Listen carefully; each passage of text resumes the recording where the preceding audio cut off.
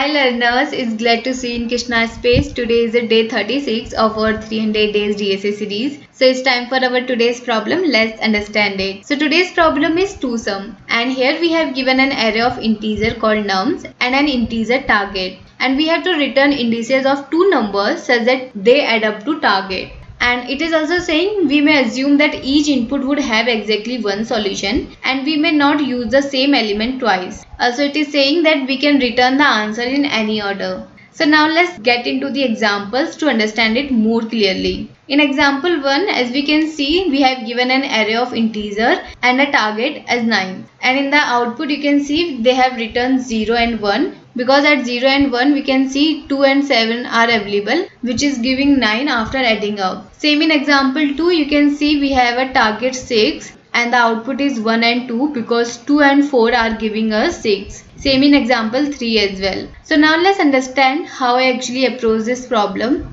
So in this problem we just have to find two indices which can give us the target by adding up. So for that there are two ways that you can solve. First way, taking a particular value, let's suppose 2, and then traversing through the rest of the list and find a particular number which can give us the target. If it is there, then we are going to return their indices. If it is not, then we are going to move forward. There is another way, which is after taking a particular value such as 2, we are subtracting it from target. So after subtracting we will get 7, and now we just have to search 7 in my list. So that's what I have done in my solution, but rather than searching in a list I am using dictionary here.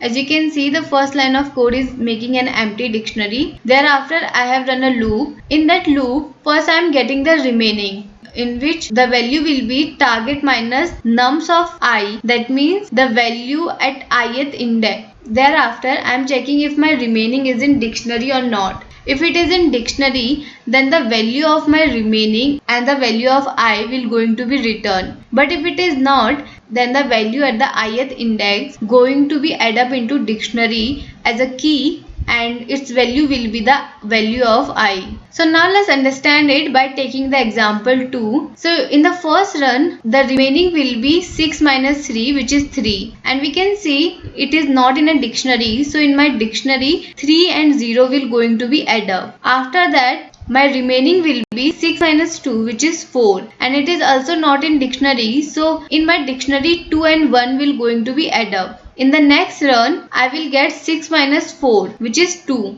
and then I am going to check if it is in my dictionary or not. So we know 2 is in dictionary, so we are going to return its value, which is 1, and the value of I, which is 2. So in the output we will get 1 and 2, and as you can see in the output they also have returned 1 and 2. So that's how I solve this problem. If you guys have any other solution of it, do write it on comment. And thank you so much for watching this video and staying with me.